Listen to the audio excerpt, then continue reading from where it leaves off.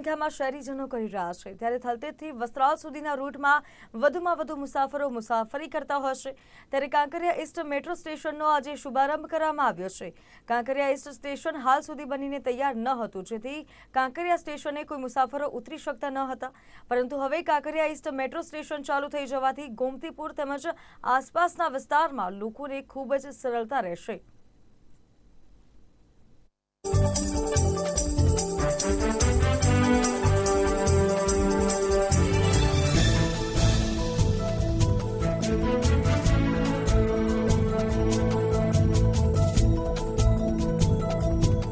અમદાવાદમાં મેટ્રોની ટ્રેનની સફર જે છે શહેરીજનો મોટી સંખ્યામાં લઈ રહ્યા છે।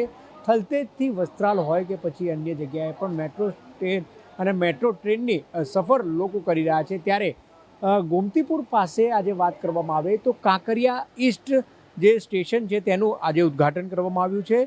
ખાસ કરીને થલતેજથી વસ્ત્રાલ જતા રસ્તામાં જે સ્ટોપ આવે છે કાંકરિયા, તે બનીને તૈયાર ન હતું, પરંતુ હવે તે બનીને તૈયાર છે અને આજે તેને ખુલ્લું મૂકવામાં આવ્યું છે। એટલે કે પેસેન્જર જે પણ છે તે અહીંયા કાંકરિયા ખાતે પણ અને ખાસ કરીને ગોમતીપુર ખાતે પણ અહીંયા છે તે ઉતરી શકશે। તેને લઈને તમામ પ્રકારની જે વ્યવસ્થા છે તે પણ કરવામાં આવી છે। ખાસ કરીને વાત કરવામાં આવે તો મેટ્રો ટ્રેનની જે સફર છે લોકો એકવાર તો અવશ્ય કરતા જ હોય છે, અને સાથે જ વાત કરવામાં આવે તો થલતેજથી વસ્ત્રાલ સુધીનો જે રૂટ છે અને વસ્ત્રાલથી થલતેજ સુધીનો જે રૂટ છે તે વધુમાં વધુ લોકો ત્યાં આગળ આવતા જોવા મળી રહ્યા છે। કેમેરામેન ચંદ્રકાંત વોરા સાથે બ્રિજેશ દવે, અમદાવાદ।